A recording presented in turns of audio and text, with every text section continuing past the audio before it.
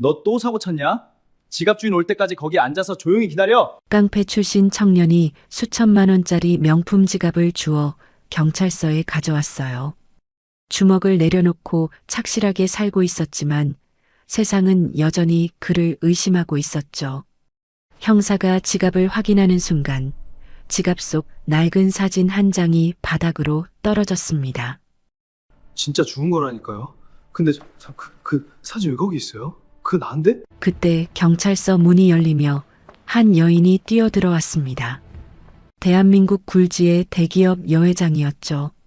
명품 지갑에 눈길도 주지 않고 사진만 찾던 그녀는 청년의 그 한마디에 심장이 멈추는 듯 했습니다.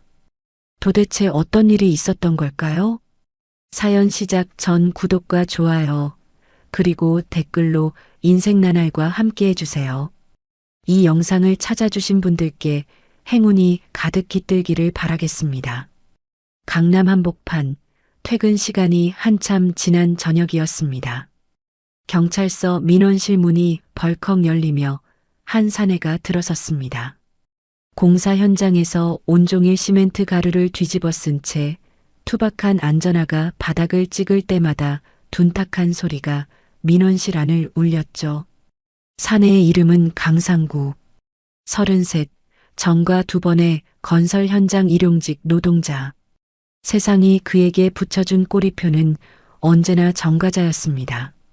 상구의 거친 손에는 어울리지 않는 물건이 하나 들려 있었습니다.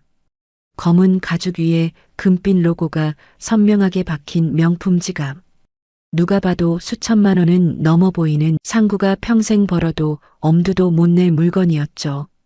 상구는 그 지갑을 민원 접수대 위에 조심스럽게 올려놓으며 입을 열었습니다. 저기요, 이거 길바닥에서 주웠는데요. 공사장 앞 횡단보도에 떨어져 있었어요. 상구의 말이 채 끝나기도 전에 접수대 너머 형사의 미간이 좁아졌습니다. 형사는 펜을 돌리던 손을 멈추고 고개를 천천히 들었죠. 그의 시선이 상구의 발끝에서부터 위로 훑어 올라갔습니다. 시멘트 가루가 하얗게 앉은 낡은 작업복, 손톱 밑까지 파고든 검은 흙먼지, 그리고 왼쪽 광대뼈부터 턱선까지 길게 그어진 오래된 흉터. 형사의 입꼬리가 비릿하게 올라갔습니다. 그도 그럴 것이 이 형사는 상구를 잘 알고 있었거든요.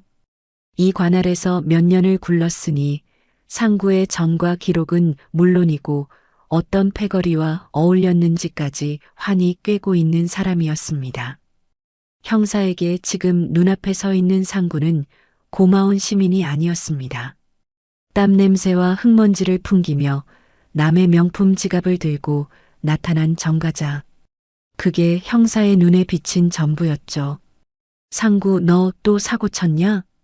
형사가 의자 등받이에 몸을 기대며 느릿느릿 말을 꺼냈습니다.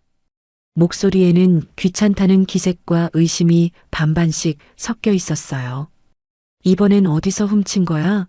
아니, 누구 털다가 양심에 찔린 거냐?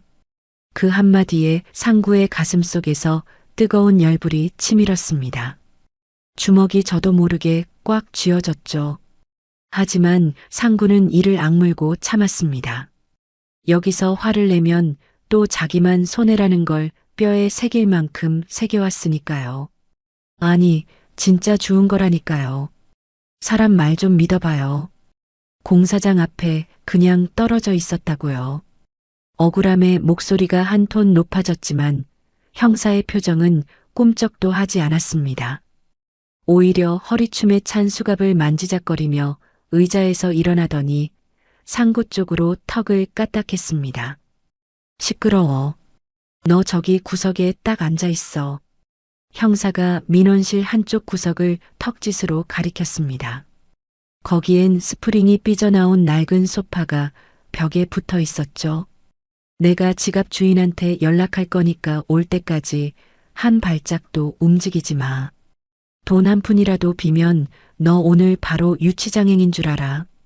상구는 억울함에 입술 안쪽을 깨물었습니다. 피 맛이 혀끝에 번지는 것도 느꼈죠. 하지만 할 수 있는 게 없었습니다. 정과자라는 낙인은 그런 거였어요.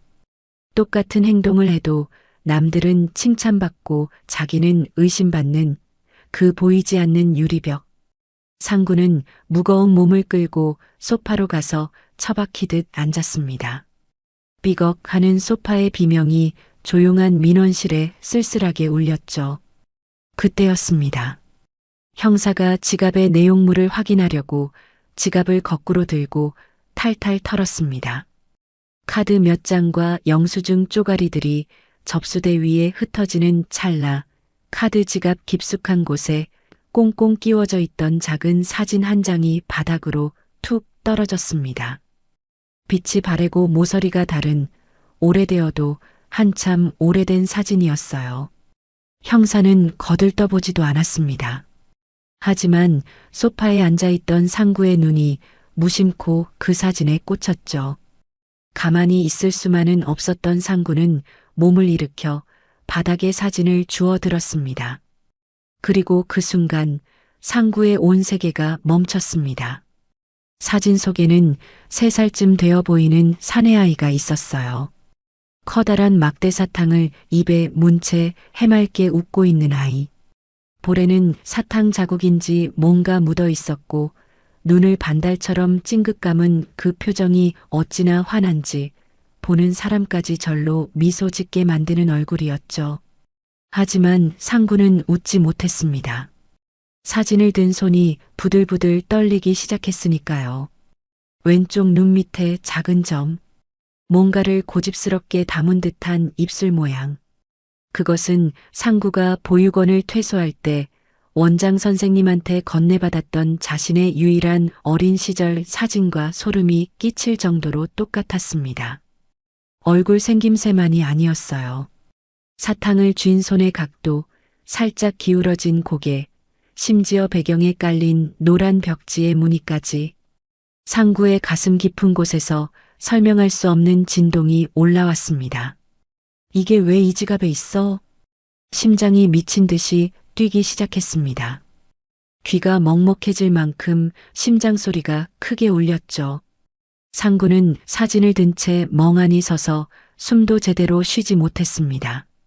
바로 그때 경찰서 정문이 벌컥 열렸습니다. 숨을 헐떡이며 한 여성이 뛰어들어왔습니다. 단정하게 빗어올린 짙은 갈색 머리카락, 까만 정장 위에 은은하게 빛나는 진주 브로치. 화장은 옅었지만 숨길 수 없는 품위가 온몸에서 풍기는 여성이었죠. 나이는 60을 넘긴 듯 했지만 눈빛만은 이글이글 타올랐습니다. 마치 세상에서 가장 소중한 것을 잃어버린 사람처럼.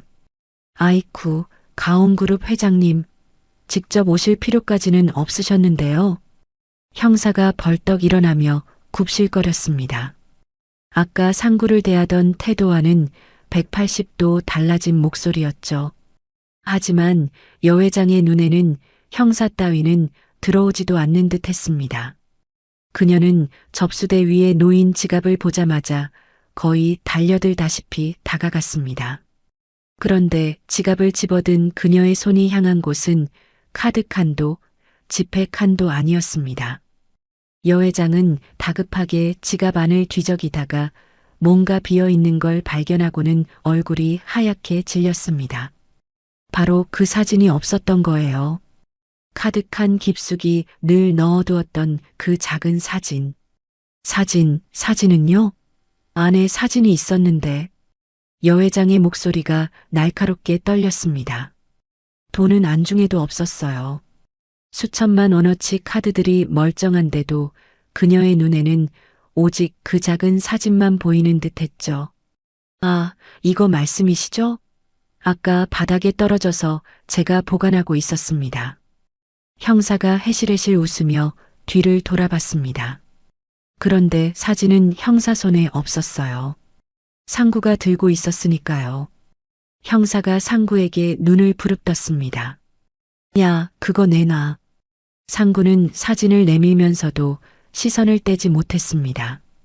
형사가 낚아채듯 가져간 사진을 여 회장에게 건넸고 여 회장은 두 손으로 그 작은 사진을 받아 가슴에 꼭 안았습니다.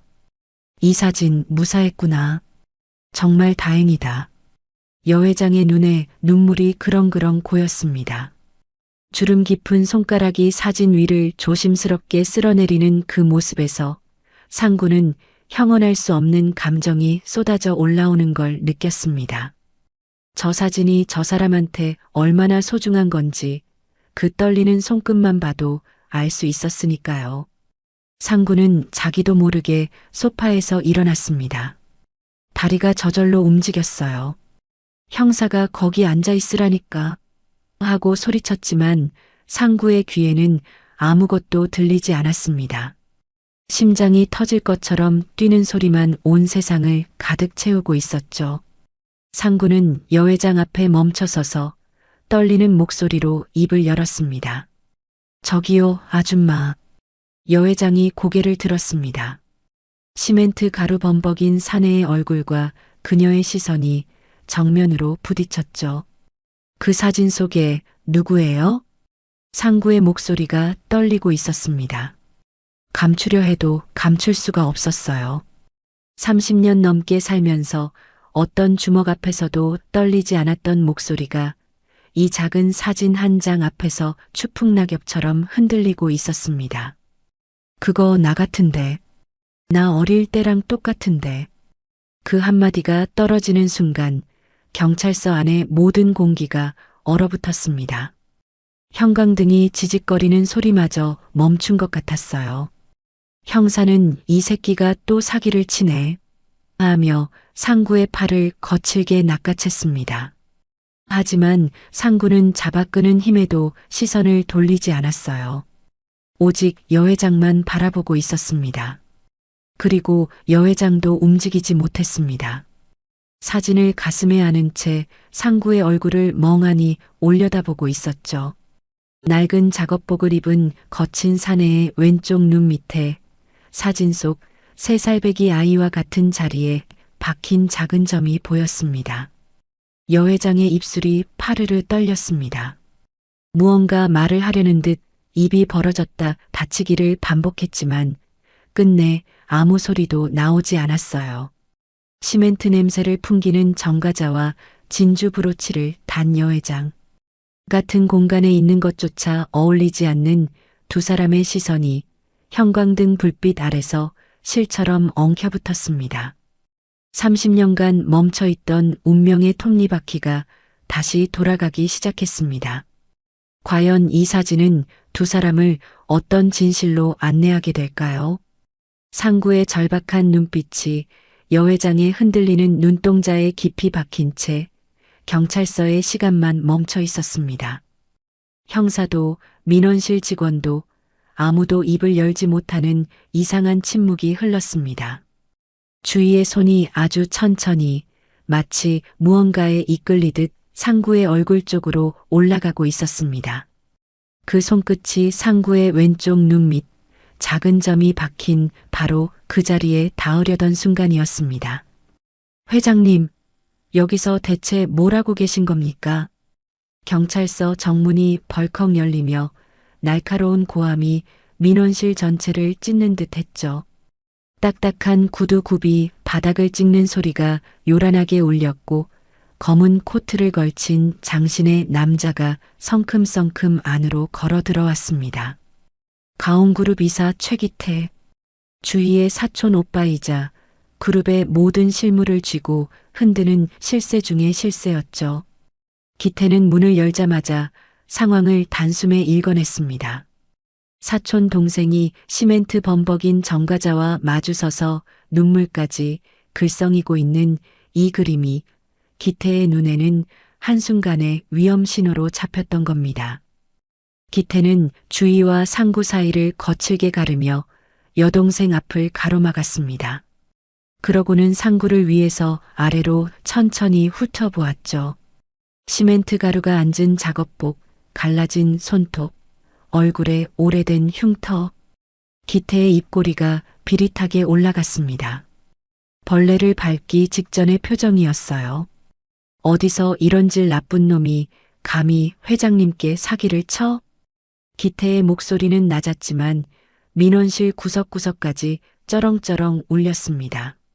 그는 고개도 돌리지 않은 채 형사를 향해 턱짓을 했죠. 형사님, 이 자식 당장 안 치우고 뭐합니까? 아까까지 상구를 구석에 앉혀놓고 거들먹거리던 형사가 기태 앞에서는 곧바로 움츠러들었습니다. 가온그룹이라는 이름의 무게를 모를 리 없었으니까요. 야, 너 됐으니까 이제 그만 나가. 상구는 형사의 손을 뿌리치며 소리쳤습니다. 아니, 사기가 아니라 진짜라니까요. 사진 속 애가 나랑 똑같다고요. 눈 밑에 점도 같은 자리에 있고 입 모양도 얼굴 생김새도 전부 다. 상구의 목소리가 갈라졌습니다. 억울함과 절박함이 뒤엉킨 외침이었지만 기태는 눈 하나 깜짝하지 않았어요. 오히려 한 발 더 다가서며 상구를 내려다보았죠. 기태는 키가 컸고 코끝에 걸친 고급 안경테 너머로 상구를 바라보는 눈빛은 사람을 사람으로 보지 않는 차가움 그 자체였습니다. 너 같은 놈들 한두 번 본 줄 알아? 기태가 느릿느릿 말하며 안주머니에 손을 집어넣었습니다. 꺼낸 것은 수표 몇 장이었어요. 은행 수표, 액수가 적지 않은 금액이었죠. 기태는 그 수표를 부채처럼 펼쳐 보이더니 상구의 가슴팍에 툭 치듯 던졌습니다. 종이장들이 허공에서 나풀거리다 하나씩 바닥으로 떨어졌죠. 지갑 주워준 값은 이걸로 충분할 테니 이 돈 들고 당장 꺼져. 다시는 우리 눈앞에 나타날 생각 마라. 수표가 상구의 발치에 흩어졌습니다. 한 장은 상구의 안전화 위에 걸쳐졌고 한 장은 민원실 바닥에 먼지와 뒤섞여 뒹굴었죠. 상구는 돈을 쳐다보지 않았습니다. 고개를 들어 기태의 눈을 똑바로 마주했어요. 그 눈빛 속에 담긴 것은 분노가 아니었습니다. 돈 몇 푼에 자기의 존재 자체를 지워버리려는 그 서늘한 경멸. 그게 상구의 심장을 칼로 긋는 것처럼 아팠습니다. 너 같은 건 돈 몇 푼이면 처리되는 존재라고 말하는 그 눈빛.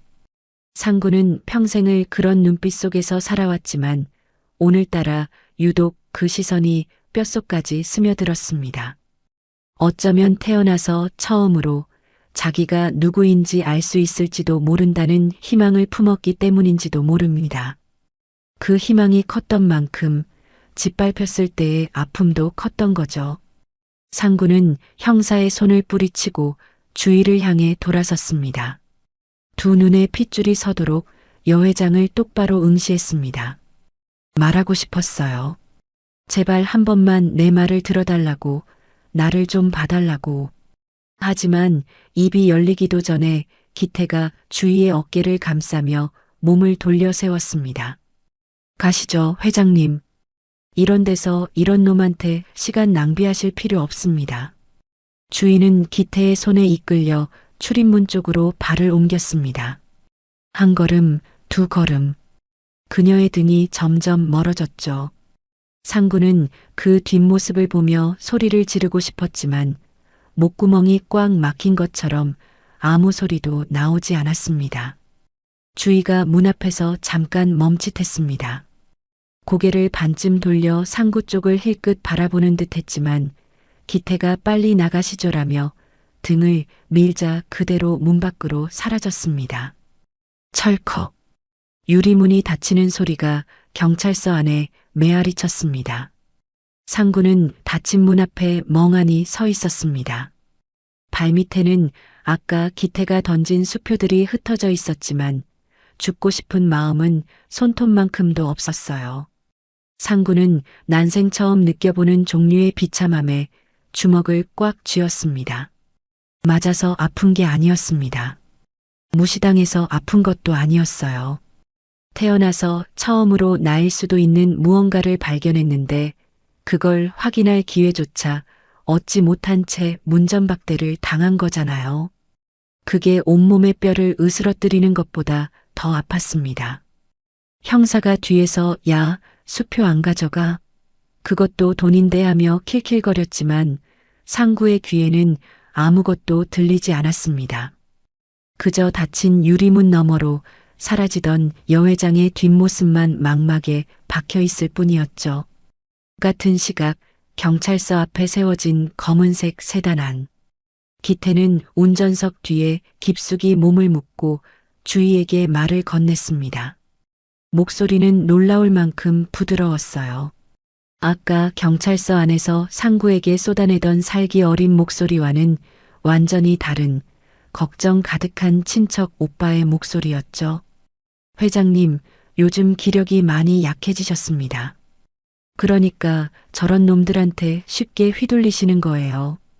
기태는 안경을 벗어 렌즈를 닦으며 조심스럽게 덧붙였습니다. 아까 그 깡패놈, 제가 확실히 처리해 드릴 테니 잊으세요. 회장님은 마음 편하게 쉬시기만 하면 됩니다. 주인은 아무 대답도 하지 않았습니다. 창밖을 바라보는 그녀의 시선은 초점을 잃은 채 먼 곳을 헤매고 있었죠. 손에는 아직도 그 작은 사진이 꼭 쥐어져 있었습니다. 기태는 주위의 반응을 살피다가 고개를 돌렸습니다. 그의 시선이 백미러에 닿았죠. 거울 속에 비친 것은 경찰서 유리문 너머 여전히 멍하니 서 있는 상구의 모습이었습니다. 기태의 눈빛이 순간적으로 바뀌었습니다. 주위에게 보여주던 인자함은 흔적도 없이 사라지고 그 자리를 차갑고 날카로운 살기가 채웠죠. 기태는 조수석의 비서에게 고개를 기울이며 낮게 응조렸습니다. 주위의 귀에는 들리지 않을 만큼 작은 목소리였어요. 방금 그놈 누군지 알아봐. 이름, 주소, 전과 기록, 어디서 일하는지까지 전부 다. 비서가 고개를 끄덕이자 기태는 한마디를 더 얹었습니다. 그리고 다시는 입 못 놀리게 조용히 처리해. 세단이 미끄러지듯 출발했습니다. 경찰서 앞 가로등 불빛이 차창을 스쳐 지나가고 상구의 실루엣이 백미로 속에서 점점 작아졌죠. 기태의 입꼬리가 아주 미세하게 올라갔습니다. 하지만 그건 웃음이 아니었어요. 위협을 감지한 포식자가 먹잇감의 위치를 확인했을 때 짓는 그런 종류의 표정이었습니다. 상구는 아직 몰랐습니다.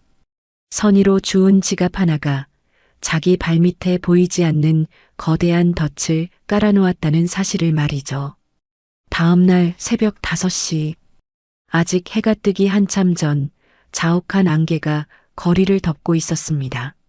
상구는 평소처럼 공사 현장으로 향하고 있었죠. 어젯밤은 한숨도 못 잤습니다. 경찰서에서 당한 수모가 눈을 감을 때마다 되살아났거든요. 수표가 가슴팍에 부딪히던 감촉, 벌레를 보듯 내려다보던 그 남자의 눈빛, 그리고 유리문 너머로 사라지던 여회장의 뒷모습까지. 뒤척이다 결국 새벽 4시에 일어나 찬물로 얼굴을 벅벅 씻었습니다. 거울 속의 자기 얼굴은 충혈된 눈에 부은 눈두덩이까지 영락없이 길거리에서 하룻밤 보낸 사람 꼴이었죠. 그래, 잊자. 꿈꾼 셈 치자. 깡패 소리 안 들으려면 땀 흘려 벌어야지. 내 밑에 있는 동생들한테도 떳떳한 형이 되어야 해. 상구는 낡은 안전모를 집어들고 현장으로 발걸음을 옮겼습니다. 안개가 짙어서 10발짝 앞도 제대로 안 보였지만 이 길은 매일 걷는 길이라 눈을 감아도 갈 수 있었어요. 공사 현장 입구에 도착해서 안전모 끈을 조이려던 그때 낯익은 실루엣이 앞을 가로막았습니다. 현장 소장이었습니다. 평소 같으면 상구야, 일찍 왔네 하며 허허 웃던 사람인데 오늘은 표정이 달랐어요. 입을 꾹 다문 채 상구의 눈도 제대로 못 마주치고 있었습니다. 소장님, 안녕하세요. 오늘 좀 일찍 왔습니다. 상구가 먼저 인사를 건넸지만 소장은 대답 대신 길게 한숨을 내쉬었습니다. 그러더니 주머니에서 종이 한 장을 꺼내 상구 앞에 내밀었죠. 상구야, 너 오늘부터 나오지 마라. 짐 챙겨서 가. 상구의 발이 그 자리에 얼어붙었습니다. 뭐라고요? 귀를 의심했습니다. 어제까지만 해도 다음 주 콘크리트 타설 때 내가 제일 필요하다고 했던 사람이 갑자기 나오지 말라니. 상구는 멍한 얼굴로 소장을 바라봤습니다. 소장님, 그게 무슨 말씀이세요? 제가 뭐 잘못한 거라도 있습니까? 소장은 여전히 상구의 눈을 피했습니다. 안전모를 벗어든 손이 미세하게 떨리고 있었죠. 한참을 망설이던 소장이 다시 입을 열었습니다. 너 정가 있는 거 왜 숨겼어? 상구의 숨이 턱 막혔습니다. 우리 위에서 압력이 내려왔다. 너 같은 놈 쓰고 있으면 우리한테 일감 하나도 안 주겠다는데 내가 무슨 힘이 있냐? 소장의 목소리에는 미안함이 묻어 있었지만 그 미안함이 상구를 지켜주지는 못했습니다. 상구는 머리를 한 대 세게 엇맞은 것처럼 멍해졌습니다. 전과 기록은 사실이니 숨겼다는 말에 반박할 수도 없었어요. 하지만 이건 아무리 생각해도 이상했습니다. 어제까지 아무 문제 없이 일하던 사람을 하루아침에 내쫓으라는 압력이라니. 위라니요?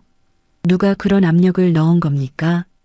상구의 물음에 소장이 무겁게 입을 열었습니다. 가온그룹. 거기서 직접 연락이 왔어. 그 이름을 듣는 순간 상구의 눈앞에 어젯밤 경찰서의 장면이 번개처럼 스쳤습니다. 검은 코트, 고급 안경테, 수표를 던지던 그 거만한 손. 가온그룹 이사 최기태. 그놈이었습니다. 너 하나 때문에 우리 수십 명 밥줄 끊길 판인데 제발 좋게 가라. 나도 어쩔 수가 없다. 소장이 마지막으로 그 한마디를 남기고 고개를 돌렸습니다. 상구는 내밀어진 서류를 받아들지 않았어요. 받아들 수가 없었습니다. 손에 힘이 들어가지 않았으니까요. 서류가 바람에 날려 상구의 안전화 위에 사뿐히 내려앉았습니다. 상구는 주먹을 꽉 쥐었습니다. 부들부들 떨렸죠. 사실 상구는 처음부터 거친 남자가 아니었습니다. 보육원 시절 그는 누구보다 착하고 공부도 잘하는 아이였어요. 원장 선생님이 이 아이는 장학금 받고 대학 갈 수 있을 거예요 라고 말할 정도였죠. 하지만 보육원 바깥 세상은 친절하지 않았습니다. 동네 불량배들이 보육원 동생들을 상습적으로 괴롭혔어요. 돈을 빼앗고 때리고 부모 없는 아이라고 놀려댔죠. 상구가 처음 주먹을 휘두른 건 15살 때였습니다. 동생 하나가 코뼈가 부러져서 피를 쏟으며 돌아온 날이었어요. 상구는 불량배 셋을 찾아가 몽둥이를 들었고 그날 이후로 동생들을 건드리는 놈은 사라졌습니다. 하지만 상구에게 돌아온 건 정당방위가 아니라 폭력 전가였어요. 부모 없는 고아가 먼저 때렸다고 그게 세상의 판결이었습니다. 그 뒤로 아무리 정직하게 살려 해도 사회는 상구를 받아주지 않았어요. 이력서에 전과 기록이 찍혀 있으면 면접 기회조차 주지 않았고 간신히 들어간 일자리에서도 뭔가 없어지면 가장 먼저 의심받는 건 늘 상구였죠. 결국 그는 스스로 험악한 길을 택해야 했습니다. 자기 자신과 보육원 동생들을 지키기 위해 아무도 함부로 건드리지 못하는 사람이 되어야 했으니까요. 그렇게 깡패가 되었고 정가는 2번으로 늘었습니다. 하지만 이제 그는 달라졌습니다. 더 이상 어둠 속에 있고 싶지 않았어요. 주먹 대신 삽을 들었고 골목 대신 공사 현장에서 땀을 흘렸죠. 다시는 동생들한테 부끄러운 형이 되지 않겠다고 이 악물고 버텨왔던 겁니다. 그런데 지갑 하나 찾아준 대가가 고작 이거라니. 겨우 일어선 삶의 터전을 하루아침에 빼앗기는 것이라니. 단순히 사기꾼 취급하는 게 아니었어. 이 새끼들 나를 아예 매장시키려고 작정을 했구나. 그리고 그 순간 상구의 머릿속에 한 가지 생각이 스쳤습니다. 만약 자기가 그 집안과 아무 상관도 없는 사람이었다면 대기업 이사가 이렇게까지 할 이유가 없잖아요. 지갑 주워준 행인 하나를 직장에서 잘리게 만들 만큼 집요하게 움직일 이유가 뭐가 있겠어요. 뭔가 감추고 싶은 게 있는 거였습니다. 상구의 눈빛이 변했습니다. 비참함이 걷히고 그 자리를 서늘한 살기가 채웠죠. 공사장을 빠져나온 상구는 주차장에 세워둔 낡은 트럭에 올라탔습니다.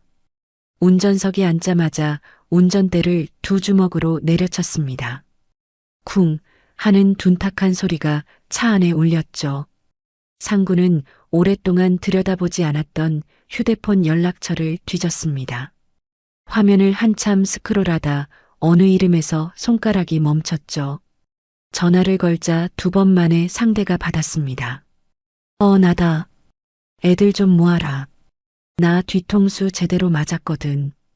1시간 뒤 강남 뒷골목의 허름한 당구장. 오전이라 손님은 아무도 없었지만 좁은 공간에 사내 대여섯이 모여들자 공기가 달라졌습니다. 검은 정장의 짧은 머리, 매서운 눈매의 사내들. 상구가 밑바닥 생활을 할 때 그를 친형처럼 따랐던 보육원 출신 동생들이었습니다.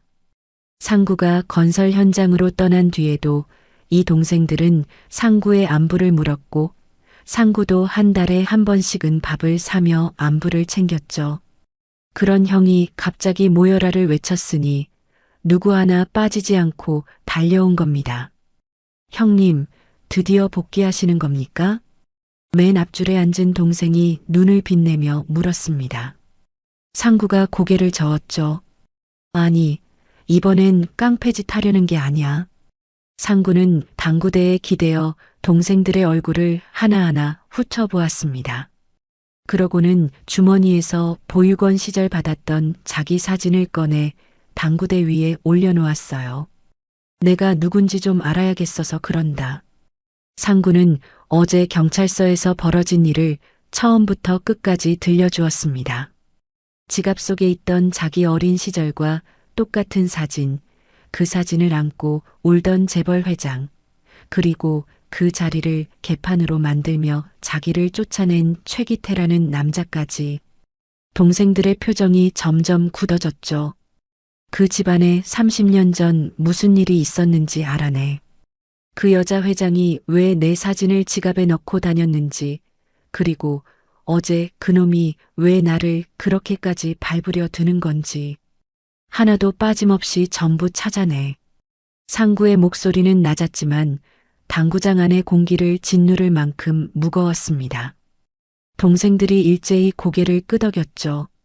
평생 억울함만 삼키며 살아왔던 상구의 반격이 이 허름한 당구장에서 조용히 시작되었습니다. 같은 시각 기태는 서재에 앉아 비서의 보고를 받고 있었습니다. 비서가 태블릿 화면을 넘기며 말했죠. 강상구 건설 현장에서 오늘 아침부로 해고 처리되었습니다. 기태는 가죽 의자에 깊숙이 몸을 묻으며 만족스러운 표정을 지었습니다. 좋아. 이제 알아서 꽁무니 빼겠지. 밑바닥 놈들은 밥줄 끊기면 다른 건 생각도 못하는 법이야. 기태는 찻잔을 들며 입꼬리를 올렸습니다. 모든 게 자기 손바닥 안에서 돌아가고 있다는 확신에 가득 찬 얼굴이었죠. 하지만 기태는 몰랐습니다. 자기가 밟아 없애려 한 그 정과자가 지금 이 순간 동생 6을 모아놓고 가온그룹의 뒤를 파기 시작했다는 사실을 말이에요. 잠자고 있던 사자의 꼬리를 밟았다는 것을 기태는 아직 알지 못했습니다. 며칠 후 강남 부촌 깊숙한 곳에 자리한 가온그룹 여회장의 저택. 바깥에서 보면 이 집은 그야말로 궁전이었습니다. 높은 담장 너머로 정원수가 가지런히 다듬어져 있었고 현관까지 이어지는 돌길 양옆에는 철마다 꽃이 바뀌었죠. 하지만 그 화려한 껍데기 안쪽 주위의 침실은 전혀 다른 세계였습니다. 커튼이 단단히 쳐진 창문 사이로 햇살 한 줄기도 들어오지 못하고 있었어요. 천장에 샹들리에가 은은한 빛을 내리고 있었지만 그 빛마저 방 안에 깔린 무거운 공기에 짓눌려 바닥까지 내려오지 못하는 것 같았습니다. 주인은 침대 머리맡에 기대앉아 멍하니 있었죠. 주희의 손에는 그 작은 사진이 들려 있었습니다. 지갑 속에 30년간 품고 다니던 3살배기 아들의 사진. 주름진 손가락이 사진 위를 느릿느릿 쓸어내렸습니다. 마치 사진 속 아이의 볼을 만지듯이요. 경찰서에서 있었던 일이 머릿속에서 떠나지 않았습니다. 시멘트 가루를 뒤집어 쓴 그 거친 청년의 얼굴, 나 같은데라고 외치던 그 떨리는 목소리. 눈을 감으면 환청처럼 귓가에 맴돌았어요. 정말 내 성재일까? 죽었다던 내 아이가 정말 살아 돌아온 걸까? 주위의 가슴 깊은 곳에서 무언가 뜨거운 것이 올라왔습니다. 30년간 얼어붙어 있던 희망이라는 감정이 조심스럽게, 아주 조심스럽게 고개를 들고 있었죠. 사진 속 아이의 왼쪽 눈 밑에 있는 작은 점. 어제 경찰서에서 본 그 청년의 같은 자리에도 같은 점이 있었습니다. 우연이라고 치기엔 너무나 정확했어요. 주희의 눈에 눈물이 고이기 시작했습니다. 그때 침실 문이 소리 없이 열렸습니다. 회장님, 또 그 사진 보고 계십니까? 기태였습니다. 목소리는 부드러웠어요. 걱정 가득한 친척 오빠의 목소리. 기태는 느릿한 걸음으로 침대 곁에 다가와 주희의 어깨를 지그시 눌렀습니다. 그 손길은 따뜻했지만 주희는 자기도 모르게 어깨가 움츠러드는 걸 느꼈죠. 왜 그런지는 주희 본인도 몰랐습니다. 마음을 편히 가지셔야 한다니까요. 경찰서에서 무슨 일이 있었는지 저도 알고 있지만 그런 건 잊으시는 게 좋습니다. 기태는 침대 옆 탁자에 은쟁반을 내려놓았습니다. 쟁반 위에는 하얀 알약 2알과 물이 담긴 유리잔이 놓여 있었죠. 기태가 약을 집어 주희의 손바닥 위에 올려놓으며 말했습니다. 의사 선생님이 특별히 처방해 주신 안정제예요. 요즘 잠도 못 주무시잖아요. 이거 드시고 한숨 푹 주무세요. 주희는 손바닥 위의 알약을 내려다보았습니다. 하얗고 작은 알약 2알. 이 약을 먹기 시작한 게 언제부터였는지 정확히 기억나지 않았어요. 기태가 건강을 위해서라며 가져다 준 게 몇 년 전이었을 겁니다. 먹고 나면 머리가 몽롱해지고 온몸에 힘이 빠졌지만 대신 잠은 잘 왔거든요. 주희는 거부감 없이 알약을 입에 넣고 물을 한 모금 삼켰습니다. 하지만 그 약의 정체를 주희는 몰랐습니다. 안정제라는 이름 뒤에 숨겨진 진짜 목적. 그것은 주희의 기억을 안개처럼 흐릿하게 만들고 판단력을 무디게 하고 무기력함 속에 가두어두기 위한 기태의 무기였습니다. 몇 년째 이 약을 먹어온 주희는 점점 바깥 세상과 단절되어 갔고 기태가 하는 말에 저항할 기력조차 잃어가고 있었던 거죠. 약 기운이 퍼지기 시작했습니다. 주희의 눈꺼풀이 천천히 무거워졌어요. 손에 쥐고 있던 사진의 윤곽이 흐릿해지고 방 안의 불빛이 물속에서 보는 것처럼 일렁거렸습니다. 그 순간 기태의 목소리가 달라졌습니다. 아까까지의 부드러움은 온데간데 없이 사라지고 낮고 서늘한 톤이 주희의 귓가를 파고들었죠. 회장님, 잊으셨어요? 기태가 침대 곁에 허리를 숙이며 주희의 귀에 가까이 다가갔습니다. 30년 전 그 끔찍한 불길 속에서 성재는 부군과 함께 떠났습니다. 화재가 어찌나 컸던지 수습할 것조차 남지 않았잖아요. 제가 직접 나서서 겨우 남은 유골을 수습해서 제 손으로 보내주기까지 했잖습니까? 주희의 이마에 주름이 깊어졌습니다. 괴로운 듯 고개를 저었지만 약에 잠식당한 몸은 제대로 움직여지지 않았어요. 기태는 멈추지 않았습니다. 경찰서에서 본 그 남자, 그놈은 회장님 재산을 노리고 접근한 사기꾼일 뿐입니다. 요즘 그런 놈들이 얼마나 많은데요. 사전에 정보를 빼내서 약점을 파고드는 거예요. 죽은 성재를 모욕하는 놈한테 휘둘리시면 안 됩니다. 기태의 목소리가 한층 더 낮아졌습니다. 마치 자장가처럼 느릿느릿하지만 그 안에 담긴 내용은 칼날처럼 잔인했죠. 성재는 절대로 살아 돌아올 수 없어요.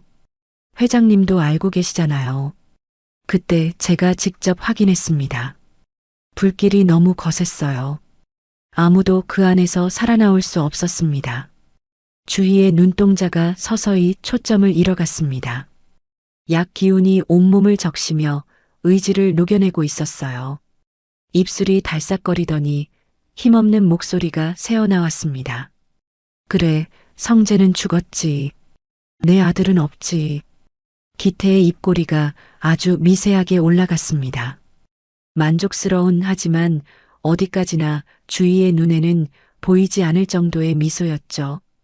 기태는 조용히 몸을 일으켜 침실 문 쪽으로 걸어갔습니다. 문 밖에서 대기하고 있던 비서에게 고개를 까딱이며 낮은 목소리로 지시했죠. 회장님, 정신이 더 맑아지기 전에 준비해. 내일 당장 요양원으로 모신다. 외부인 접촉은 철저히 차단하고 전화도 안 되게 해. 누구도 회장님을 만날 수 없게 만들어. 비서가 고개를 숙이며 수첩에 뭔가를 적었습니다. 기태는 마지막으로 침실 안을 돌아보았어요. 약 기운에 눈을 감아가는 주위의 모습이 보였죠. 사진을 가슴에 안은 채 잠들어가는 그 모습을 확인하고서야 기태는 문을 닫았습니다. 복도를 걸어나가는 기태의 표정에는 이제 인자함의 흔적도 남아있지 않았어요. 대신 그 자리를 차지한 것은 모든 것을 계산대로 움직이는 자의 차가운 자부심이었습니다. 기태에게 주인은 사촌 동생이기 전에 가온그룹이라는 거대한 성의 열쇠를 쥐고 있는 존재였습니다. 남편과 아들이 사라진 뒤 홀로 남은 주위가 의지할 곳은 오직 자기뿐이었고 그 의존 위에 기태는 30년간 그룹의 실권을 쌓아 올려왔던 거죠. 그런데 느닷없이 나타난 정과자 하나가 그 구조를 위협하고 있었습니다. 기태로서는 절대로 허물어뜨릴 수 없는 벽이었어요. 하지만 굳게 닫힌 침실 안에서 한 가지 일이 벌어지고 있었습니다. 약 기운에 깊이 잠겨가던 주위의 손가락 끝이 미세하게 떨리고 있었어요. 의식은 거의 꺼져가고 있었지만 가슴에 안긴 사진 위의 손가락만은 놓지 않고 있었습니다. 무의식 깊은 곳에서 경찰서에서 거친 손으로 지갑을 건네주던 그 청년의 온기가 아직 사라지지 않은 듯했죠. 기태가 아무리 죽었다고 되뇌어도 어머니의 심장 밑바닥 어딘가에서는 이미 알고 있었는지도 모릅니다. 살아있다는 것을요. 다음 날 아침 7시 안개가 아직 거치지 않은 부촌의 거리는 고요했습니다. 간간히 조깅하는 주민 몇 명이 지나갈 뿐 높은 담장 뒤의 저택들은 하나같이 적막에 잠겨 있었죠. 그 고요한 아침 가온그룹 여회장의 저택 대문이 열렸습니다. 주인은 영문도 모른 채 비서 2명의 안내를 받으며 현관을 나서고 있었습니다. 어젯밤 약 기운에 골아떨어진 뒤 아침에 눈을 떴더니 비서들이 이미 짐을 싸놓고 기다리고 있었던 거예요. 옷도 비서들이 골라놓은 것을 입었고 아침밥도 먹지 못한 채 현관까지 끌려 나온 셈이었죠. 주위의 머리는 아직 몽롱했습니다. 약 기운이 완전히 가시지 않아 발걸음이 불안정했고 주변 풍경이 물에 비친 것처럼 일렁거렸어요. 마당에 발을 내디딘 주위의 눈이 커졌습니다. 평소 타던 검은색 세단이 아니라 유리창이 짙게 틴팅된 거대한 밴 한 대가 시동을 켠 채 대기하고 있었거든요. 뒷좌석 문이 이미 활짝 열려 있었고 낯선 남자 2명이 차 양옆에 서 있었습니다. 이게 다 뭡니까? 어디를 간다는 거예요? 주위의 당혹스러운 물음에 대답한 것은 비서가 아니었습니다. 현관 기둥 옆에 서 있던 기태가 느릿한 걸음으로 다가오며 입을 열었죠. 회장님, 요즘 기력이 너무 쇠하셔서 걱정이 많았습니다. 조용한 곳에서 푹 쉬시면 좋겠다 싶어 좋은 요양원을 알아봤어요. 가서 한 달만 쉬다 오시죠. 기태의 목소리는 여전히 부드러웠지만 주위의 등줄기에 서늘한 기운이 흘렀습니다. 요양원이라니. 보고받은 적도 없고 동의한 적은 더더욱 없는 일이잖아요. 주인은 비틀거리는 다리에 힘을 주며 뒷걸음질을 쳤습니다. 아니, 이건 내가 보고받은 적도 없는 일이에요. 나 안 가요. 못 갑니다. 주희가 목소리를 높이자 기태의 표정이 미묘하게 변했습니다. 입꼬리에 걸려있던 미소가 사라지고 차가운 무표정이 그 자리를 채웠죠. 기태가 낮은 목소리로 말했습니다. 판단력이 점점 흐려지셔서 그런 말씀을 하시는 겁니다. 다 건강을 위한 거니까 고집 피우지 마십시오. 그 말이 끝나자 양옆의 비서들이 한 발씩 주희에게 다가섰습니다. 주희가 뒤로 물러서려 했지만 등 뒤에는 이미 또 다른 비서가 서 있었어요. 삼면이 막혀버린 겁니다. 기태가 턱짓을 하자 비서들이 주희의 양팔을 잡고 벤 쪽으로 이끌기 시작했습니다. 안 간다니까요. 놓으세요. 주희가 버둥거렸지만 약 기운이 채 가시지 않은 몸은 말을 듣지 않았습니다. 비서들의 소나기에서 팔이 빠지지 않았어요. 주인은 다급하게 벤에 열린 문짝을 두 손으로 붙잡고 버텼습니다. 손가락 마디가 하얗게 변할 만큼 힘을 줬지만 비서 한 명이 그 손을 하나씩 떼어내려 했죠. 도와주세요. 주희가 길 건너를 향해 소리쳤습니다. 마침 담장 너머 도로에서 조깅하던 주민 두세 명이 고개를 돌렸어요.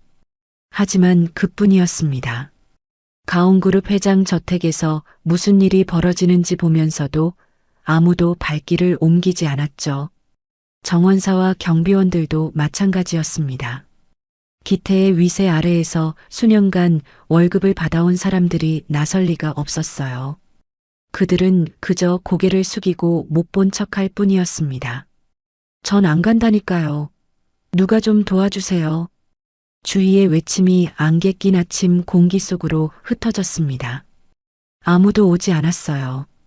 비서들이 주위의 몸을 벤 안으로 밀어 넣으려 하고 주인은 문짝을 잡은 채 필사적으로 버티고 기태는 팔짱을 낀 채 그 광경을 무표정하게 지켜보고 있었습니다. 주희의 눈에 눈물이 차올랐습니다. 대한민국 굴지의 대기업 회장이 자기 집 마당에서 끌려가면서도 아무도 도와주지 않는 이 비참한 현실. 주인은 생전 처음으로 자기가 이 화려한 저택의 주인이 아니라 죄수였다는 사실을 깨달았습니다. 바로 그 순간이었습니다. 아, 너희 지금 뭐 하는 거야? 아침 공기를 찢는 우렁찬 고함이 터져나왔습니다. 저택 담장 모퉁이에서 한 사내가 전력으로 뛰어오고 있었어요. 낡은 작업복에 안전화를 신은 상구였습니다. 동생들이 며칠간 수소문에 알아낸 여 회장의 저택 주소. 상구는 이른 새벽부터 저택 근처를 서성이며 안쪽 동향을 살피고 있었던 거죠. 멀리서 주희가 비서들에게 끌려가는 모습을 목격하는 순간 상구의 눈이 뒤집혔습니다. 상구가 달려들었습니다. 주희의 팔을 잡고 있던 비서의 손목을 거칠게 쳐냈고 다른 한 명이 막아서려 하자 어깨로 밀어붙여 넘어뜨렸죠. 깡패 시절 다져진 몸이었습니다. 비서 2명 정도는 상대도 되지 않았어요. 순식간에 비서들을 물리친 상구가 주희의 앞에 벽처럼 섰습니다. 주희는 갑자기 벌어진 상황에 넋이 나간 채 상구의 등을 바라보았습니다. 넓은 어깨, 시멘트 냄새가 배인 작업복. 며칠 전 경찰서에서 나 같은 데라고 외치던 바로 그 사내의 등이었죠. 주희의 떨리는 손이 저도 모르게 뻗어나가 상구의 작업복 소매를 꽉 움켜잡았습니다. 상구가 고개를 돌려 주희의 눈을 똑바로 바라보았습니다. 경찰서에서 본 그 절박한 눈빛은 여전했지만 오늘은 거기에 단단한 결의가 더해져 있었어요. 상구가 낮은 목소리로 말했습니다. 아줌마 안 가고 싶죠? 그럼 내 뒤에 와요. 그 한마디에 주희의 몸이 얼었습니다. 30년간 아무도 해주지 않았던 말이었거든요. 싫으면 안 가도 된다고, 내가 막아줄 테니 내 뒤에 서라고. 주희는 대답 대신 상구의 소매를 더 꽉 쥐었습니다. 상구가 주희를 자기 등 뒤로 감추자 기태의 얼굴이 사색으로 변했습니다. 이 깡패놈이 여기가 어디라고. 당장 회장님 놓고 꺼지지 못해? 기태가 소리쳤지만 상구는 눈 하나 깜짝하지 않았습니다. 오히려 기태가 아닌 주변을 향해 더 크게 목소리를 높였죠. 이것 보세요. 다들 보고 계시죠? 이 양반들이 싫다는 사람을 강제로 차에 태우려고 합니다. 이거 납치 아니에요? 상구의 고함에 상황이 달라졌습니다. 아까는 못 본 척 지나가던 조깅족들이 하나둘 발길을 멈추고 담장 쪽을 바라보기 시작했어요. 이웃 저택의 경비원이 무전기를 들었고 지나가던 차량 한 대가 속도를 줄이며 창문을 내렸죠. 수군거리는 소리가 점점 커졌습니다. 기태의 이마에 식은땀이 맺혔습니다. 기태에게 점잖은 사업가라는 이미지는 목숨보다 중요한 것이었어요. 가온그룹의 대외적인 얼굴이자 주주들과 언론 앞에서 쌓아 올린 신용 그 자체였으니까요. 이 자리에서 강제로 사촌 동생을 차에 태우는 장면이 퍼지면 그 이미지는 하루아침에 무너질 수 있었습니다. 기태는 이를 악물었습니다. 그리고 주변의 눈을 의식하며 목소리를 낮춰 주희에게 말했죠. 회장님, 저 사기꾼 말을 듣는 건 안 된다고 하지 않았습니까? 제발 정신 차리세요. 주희는 상구의 등 뒤에서 기태를 바라보았습니다. 30년간 자기를 보살펴준 사촌 오빠. 하지만 지금 이 순간 주희의 눈에 비친 기태는 보살핌이 아닌 감시의 얼굴을 하고 있었습니다. 어젯밤 약을 건네며 속삭이던 그 서늘한 목소리가 떠올랐어요. 주희가 입을 열었습니다.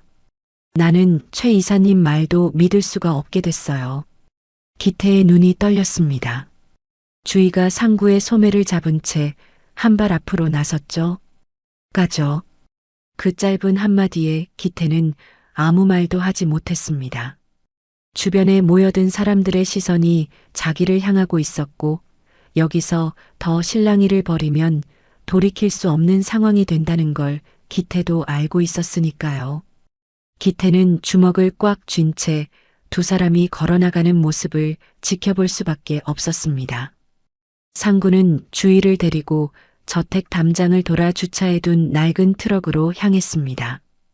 페인트가 벗겨지고 범퍼가 찌그러진 어디서 봐도 부총과는 어울리지 않는 차였죠. 상구가 조수석 문을 열어주자 주희는 잠깐 멈칫했습니다. 이 차를 타는 순간 자기가 알던 세계에서 완전히 벗어나게 된다는 걸 본능적으로 느꼈는지도 몰라요. 하지만 주희는 트럭에 올라탔습니다. 상구가 운전석에 올라타 시동을 걸었습니다. 낡은 엔진이 부르릉 거친 소리를 내며 깨어났고 트럭은 안개 낀 부촌의 도로를 빠져나가기 시작했죠. 백미러에 비친 저택이 점점 작아지고 기태의 실루엣이 안개 속으로 사라질 때까지 주희는 한 번도 뒤를 돌아보지 않았습니다. 상구의 낡은 트럭은 도심을 한참 벗어나 인적 드문 강변 벌판에 멈춰 섰습니다. 엔진이 꺼지자 차 안에는 숨막히는 침묵만이 남았죠. 창밖으로 갈대밭이 바람에 흔들리고 멀리 강물이 느릿느릿 흐르고 있었지만 두 사람의 귀에는 아무 소리도 들어오지 않는 것 같았습니다. 주희는 조수석에 앉은 채 두 손을 무릎 위에 가지런히 올려놓고 있었습니다. 저택 앞에서 기태에게 당당히 한마디를 던지고 트럭에 올라탔을 때는 분명 결연한 표정이었는데 막상 낯선 청년과 단둘이 남게 되자 긴장을 숨길 수가 없었어요. 이 사내가 정말 누구인지도 모르는 채 어디로 가는지도 모르는 트럭에 올라탄 겁니다. 주희의 손끝이 미세하게 떨리고 있었죠. 여기 왜 데려온 거니? 주희의 목소리가 떨렸습니다. 상구는 대답 대신 거친 손으로 얼굴을 쓸어내리며 운전대에 이마를 기댔습니다. 한참을 그렇게 있다가 상구가 고개를 들지 않은 채 낮은 목소리로 입을 열었어요. 아줌마가 가진 그 지갑 속 사진, 진짜 누구예요? 주희의 숨이 멎는 것 같았습니다. 사진. 다시 그 사진 이야기. 경찰서에서 이 청년이 나 같은데라고 외치던 그 순간이 떠올랐죠. 주희는 품 안의 지갑을 꺼내 가슴에 안듯이 감싸쥐며 눈물을 글썽였습니다. 내 아들이란다. 그 한마디를 꺼내는데 주희의 온 힘이 들었습니다. 목소리가 갈라지고 입술이 떨렸지만 주희는 끝까지 말을 이었어요. 30년 전 그 끔찍한 화재로 남편과 함께 떠나보낸 내 전부였던 아이. 3살이었어. 엄마라는 말을 이제 막 배웠던 아이였는데 주희의 음성이 점점 작아졌습니다. 30년간 가슴에 묻어두었던 말을 처음으로 낯선 사람에게 꺼내놓는 거였으니까요. 트럭 안의 공기가 무겁게 가라앉았습니다. 상구는 운전대에서 이마를 떼고 천천히 몸을 일으켰습니다. 그리고는 작업복 주머니 깊숙한 곳에 손을 집어넣었죠. 손가락 끝에 닿은 것은 가재 손수건에 감싸인 작은 물건이었습니다. 상구는 그것을 조심스럽게 꺼내 손수건을 한 겹 한 겹 펼쳤어요. 그 안에는 모서리가 닳고 빛이 바랜 작은 사진 한 장이 들어 있었습니다. 이거 내가 보육원에서 나올 때 원장 선생님한테 받은 겁니다. 내가 가진 유일한 사진이에요. 상구의 손이 떨리고 있었습니다. 이 사진은 상구에게 세상에서 단 하나뿐인 물건이었거든요. 부모가 누군지도 어디서 왔는지도 모른 채 보육원에서 자란 상구에게 이 빛바랜 사진 한 장이 자기가 존재했다는 유일한 증거였으니까요. 나도 부모가 누군지 모릅니다. 왜 버려졌는지도 몰라요. 평생을 밑바닥에서 괴물처럼 살았어요. 상구가 사진을 주희 쪽으로 내밀었습니다. 주희는 떨리는 손으로 그 사진을 받아들었죠. 그리고 자기 지갑 속의 사진을 꺼내 2장을 나란히 놓았습니다. 차 안의 공기가 얼어붙었습니다. 2 사진 속의 아이는 같은 아이였습니다. 커다란 막대 사탕을 입에 문 채 눈을 찡긋 감고 웃는 모습, 왼쪽 눈 밑에 작은 점, 살짝 기울어진 고개까지. 사진의 크기가 조금 다르고 한 장은 다른 장보다 더 발해 있었지만 아이의 얼굴은 소름이 끼칠 정도로 완벽하게 일치했습니다. 주희의 시선이 사진에서 상구의 얼굴로 올라갔습니다. 사진 속 아이의 눈 밑에 있는 점과 같은 자리, 상구의 왼쪽 눈 밑에도 그 점이 박혀 있었죠. 주희의 입에서 신음 같은 소리가 새어나왔습니다. 떨리는 손이 상구의 얼굴로 뻗어나갔어요. 손가락 끝이 상구의 왼쪽 뺨에 닿았습니다. 거칠고 흉터 자국이 있는 피부였지만 그 아래의 뼈대는 주희가 30년간 기억해온 남편의 얼굴과 닮아 있었죠. 너가. 주희는 상구의 얼굴을 2 손으로 감싸쥐며 비명 같은 오열을 터뜨렸습니다. 성재야, 내 아들 성재가 살아있었던 거니? 그 울음소리가 낡은 트럭 안을 가득 채웠습니다. 30년간 가슴속에 갇혀있던 슬픔이 댐이 터지듯 쏟아져 나오는 거였어요. 주희는 상구의 얼굴을 만지고 또 만지며 사진 속 아이의 모습을 눈앞의 사내에게 겹쳐보았습니다. 눈물이 상구의 손등 위로 뚝뚝 떨어졌죠. 하지만 상구는 주희의 손을 받아들이지 못했습니다. 상구가 주희의 손목을 거칠게 뿌리쳤습니다. 그리고는 운전석 문을 벌컥 열고 밖으로 뛰쳐나갔죠. 강변 벌판 한가운데서 상구가 울부짖었습니다. 나 쓰레기처럼 버려진 게 아니었나요? 갈대밭을 향해 내지르는 절규였습니다. 목이 찢어지는 것 같은 소리였어요. 엄마가 이렇게 멀쩡히 살아있는데 왜 나를 그 지옥 같은 보육원에 처박아 두고 평생을 정가자로 살게 둔 건데요? 왜 나를 안 찾았어요? 상구의 서러움은 30년치였습니다. 부모 없이 자란 보육원의 차가운 밤, 아무도 자기 편이 되어주지 않는 세상, 정가자라는 낙인, 밑바닥에서 구르며 살아온 모든 날들. 그 시간이 통째로 폭발하듯 쏟아져 나왔죠. 상구의 어깨가 들썩였습니다. 주먹으로 허벅지를 내려치며 쓰러지듯 무릎을 꿇었어요. 주희가 트럭에서 내려 비틀거리며 상구에게 다가갔습니다. 주희도 울고 있었어요. 무릎 꿇은 상구 앞에 같이 주저앉으며 가슴을 쥐어뜯듯 움켜쥐며 말했습니다. 아니야, 성재야. 엄마가 널 버린 게 아니야. 최 이사가 그 사람이 내 아버지는 물론이고 너까지 불길 속에서 나오지 못했다고 했어. 화재가 너무 커서 수습할 게 없었다고 신원미상의 유골을 가져와 내 것이라며 직접 장례까지 치렀단다. 나는 정말 믿었어. 30년을 그렇게 믿고 살았어. 상구의 울부짖음이 멈췄습니다. 고개를 천천히 들어 주위를 바라보았죠. 눈이 벌겋게 충혈된 채 상구가 낮은 목소리로 되물었습니다. 수습을 했다고요? 멀쩡히 살아있는 나를요? 그 한마디에 모든 것이 맞아떨어졌습니다. 주희의 얼굴에서 슬픔이 걷히고 그 자리를 경악이 채웠어요. 몸이 부르르 떨리기 시작했습니다. 세상에 그 사람이 널 죽었다고 속이고 보육원에 버린 거였어. 내 아들을, 우리를 갈라놓으려고.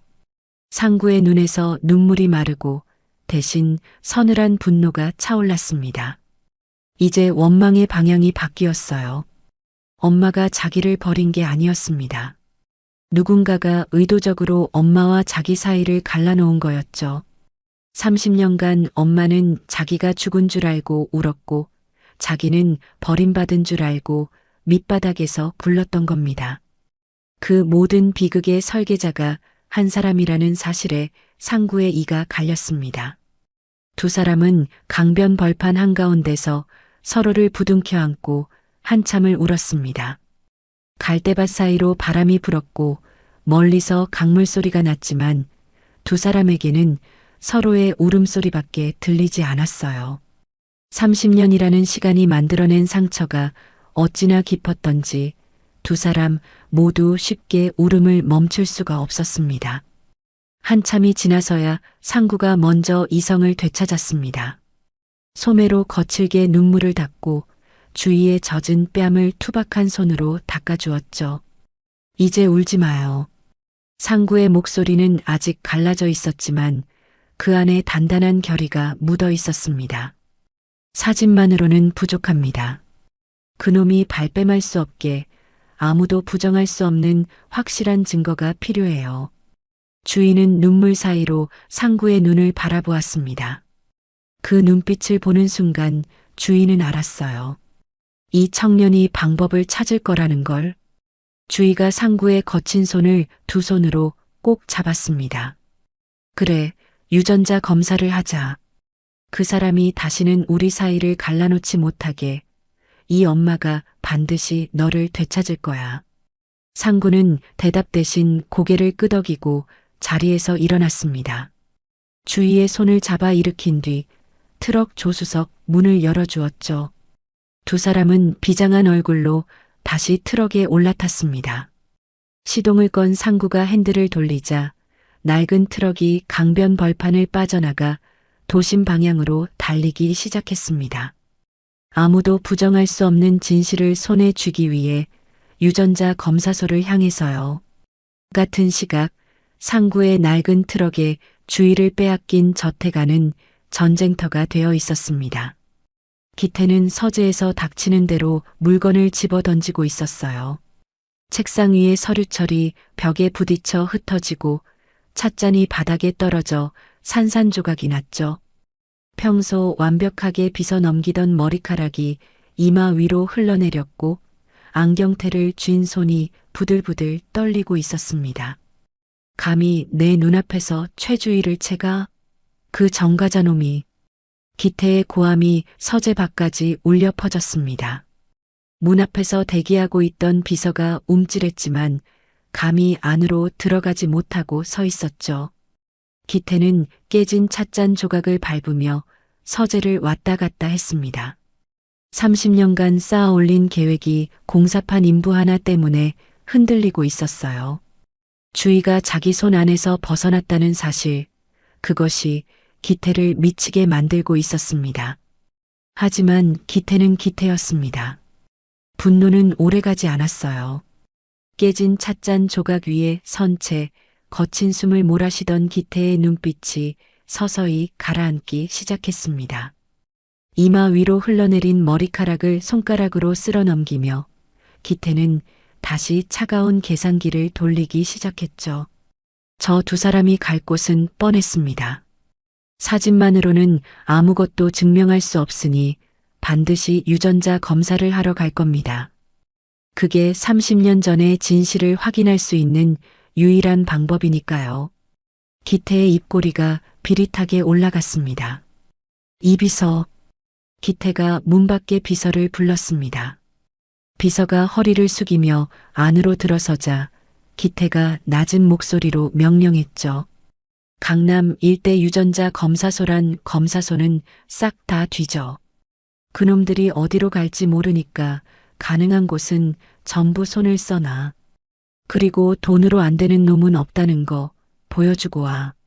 비서가 고개를 숙이고 나간 뒤 기태는 깨진 찻잔 위를 무심히 밟으며 창밖을 바라보았습니다. 차가운 미소가 입가에 걸려 있었죠. 아무리 도망쳐봐야 결국 돈 앞에서 무릎 꿇지 않는 인간은 없다는 게 기태의 철칙이었으니까요. 한편 그 시각 상구와 주인은 시내의 한 유전자 검사소에 도착해 있었습니다. 소규모 건물 3층에 자리한 검사소의 복도는 조용했어요. 하얀 벽에 형광등 불빛이 차갑게 내려앉은 대기실에 두 사람이 나란히 앉아 있었죠. 접수를 마치고 검사 순서를 기다리는 중이었습니다. 주희가 조심스럽게 손을 뻗어 상구의 손을 잡으려 했습니다. 하지만 상구는 그 기척을 느끼자 어색한 듯 슬쩍 손을 빼서 무릎 위에 올렸어요. 강변에서 함께 울고 서로를 부둥켜 안았지만 이렇게 조용히 나란히 앉아 있으니 30년이라는 거리가 다시 느껴지는 듯 했습니다. 저 회장님, 상구가 입을 열었습니다. 엄마라는 단어가 혀끝까지 차올랐지만 그 두 글자가 입 밖으로 나오지 않았어요. 어린 시절 그 단어를 불러본 적이 한 번도 없었으니까요. 한 번도 불러보지 못한 단어는 쉽게 입에 붙지 않았죠. 너무 겁먹지 마요. 이게 끝나야 그 인간도 더는 장난질 못 칠 테니까. 상구의 서툰 위로였습니다. 주인은 그런 상구가 더 가슴 아팠어요. 엄마라고 부르지 못하는 아들의 어색함, 위로의 말조차 투박하게밖에 하지 못하는 그 서투름이 30년간 떨어져 있었던 시간의 무게를 고스란히 보여주고 있었으니까요. 주인은 대답 대신 눈물을 닦고 고개를 끄덕였습니다. 곧 접수 번호가 호출되었고 두 사람은 검사실 안으로 들어갔습니다. 구강 안쪽을 면봉으로 문지르는 간단한 채취였어요. 5분도 채 걸리지 않았죠. 직원이 샘플을 밀봉하고 접수 번호를 적는 모습을 주인은 기도하는 심정으로 지켜보았습니다. 이 작은 면봉 2개가 30년간의 거짓말을 무너뜨릴 유일한 열쇠라는 걸 알고 있었으니까요. 하지만 두 사람이 검사실에 들어가 있던 바로 그 시간, 건물 뒤편에서는 전혀 다른 일이 벌어지고 있었습니다. 검사소 건물 비상구 계단, 콘크리트 벽 사이에 좁고 어두운 공간에 두 사람이 마주 서 있었습니다. 한 사람은 기태의 비서였고 다른 한 사람은 이 검사소의 직원이었죠. 비서가 안주머니에서 두툼한 봉투를 꺼내 직원에게 내밀었습니다. 봉투가 열리자 빽빽하게 채워진 지폐 다발이 비상등 불빛에 번뜩였어요. 오늘 접수된 강상구와 최주희 샘플, 무조건 친생자 관계 성립 안 되므로 결과를 받고 기록지 조작도 상관없어. 결과만 제대로 가져오면 남은 잔금도 바로 입금한다. 비서의 목소리는 낮고 단호했습니다. 직원은 봉투 안의 돈을 힐끗 내려다보았어요. 손가락이 움찔거렸죠. 월급 몇 달치는 좋게 되어 보이는 금액이었습니다. 직원은 주변을 두리번거리다 비굴하게 고개를 숙이며 봉투를 챙겼습니다. 비서가 사라진 뒤 직원은 비상구 문을 열고 복도로 돌아왔습니다. 이미 상구와 주위의 샘플은 분석실로 넘어가 있었죠. 직원은 분석실 문을 열고 안으로 들어갔습니다. 하얀 가운을 입은 채 분석 장비 앞에 선 직원의 손이 바쁘게 움직였어요. 상구의 이름이 적힌 봉투를 열고 구강상피세포가 묻은 면봉을 꺼냈습니다. 그리고는 미리 준비해둔 전혀 다른 사람의 샘플로 내용물을 바꿔치기 했죠. 상구의 면봉은 비닐봉지에 쓸어 담겨 쓰레기통 속으로 사라졌습니다. 직원은 조작된 샘플을 분석기에 넣으며 중얼거렸습니다. 미안하지만 정과자가 대기업 회장 아들 되는 꼴은 못 보겠네. 분석기가 윙 소리를 내며 돌아가기 시작했습니다. 이제 이 기계가 내놓을 결과는 정해져 있었죠. 친생자 관계 불일치. 상구와 주희가 부자 관계가 아니라는 거짓 결과가 며칠 뒤 두 사람의 손에 쥐어지게 될 거였습니다. 검사를 마치고 건물 밖으로 나온 두 사람의 표정은 사뭇 달랐습니다. 주희는 비로소 희망 섞인 한숨을 내쉬었어요. 가장 어려운 고비를 넘긴 것 같은 안도감이 얼굴에 서려 있었죠. 하지만 상구의 표정은 달랐습니다. 걸음을 옮기면서도 뭔가 찜찜한 기분을 떨칠 수가 없었어요. 밑바닥에서 오래 구르며 다져진 본능이 경고음을 보내고 있었습니다. 아까 검사소 복도 끝에서 스쳐 지나간 양복 차림의 남자. 검사소 직원치고는 지나치게 매끈한 구두를 신고 있었고 상구와 눈이 마주치자 자연스럽지 못하게 고개를 돌렸죠. 그리고 무엇보다 접수부터 채취까지 모든 과정이 너무 순조로웠습니다. 기태라는 인간이 자기 눈앞에서 주의를 빼앗기고 가만히 있을 리가 없었어요. 분명 뒤에서 뭔가를 건드렸을 거야. 그놈이 이렇게 조용할 리가 없어. 상구는 트럭 운전석에 올라타면서 백미러로 검사소 건물을 노려보았습니다. 3층 창문에 비치는 형광등 불빛이 유난히 차갑게 느껴졌죠. 주희가 조수석에서 괜찮니? 라고 물었지만 상구는 짧게 네라고만 답하고 시동을 걸었습니다. 트럭이 검사소를 빠져나가는 동안 상구의 머릿속에서는 이미 다음 수가 돌아가고 있었습니다. 검사 결과를 기다리기만 해서는 안 된다는 직감. 기태가 판을 짠다면 자기도 판을 준비해야 한다는 확신. 상구의 눈이 서늘하게 가라앉았습니다. 검사소를 빠져나온 트럭이 시내 도로에 접어들었을 때 상구의 휴대전화가 진동했습니다. 화면에 뜬 이름은 동생 중 하나였어요. 상구는 검사소에 가기 전 동생 한 명을 미리 건물 주변에 심어두었죠. 혹시 모를 상황에 대비해서요. 전화를 받자 동생의 급한 목소리가 흘러나왔습니다. 형님 생각이 맞는 것 같습니다. 아까 형님 들어가시고 얼마 안 돼서 검은색 세단 한 대가 검사소 뒷골목에 들어왔어요. 양복 입은 놈이 내려서 비상구 쪽으로 들어갔다가 10분쯤 있다 나왔는데 차 번호 찍어놨습니다. 가온그룹법인 차량이에요. 상구의 눈빛이 서늘하게 가라앉았습니다. 역시나 아까 복도에서 느꼈던 그 찜찜함이 틀리지 않았던 겁니다. 기태는 이미 손을 쓰고 있었어요. 검사소에 사람을 보내 뭔가를 건드린 거죠. 상구는 운전대를 쥔 손에 힘을 주며 전화 너머 동생에게 짧게 말했습니다. 잘했다.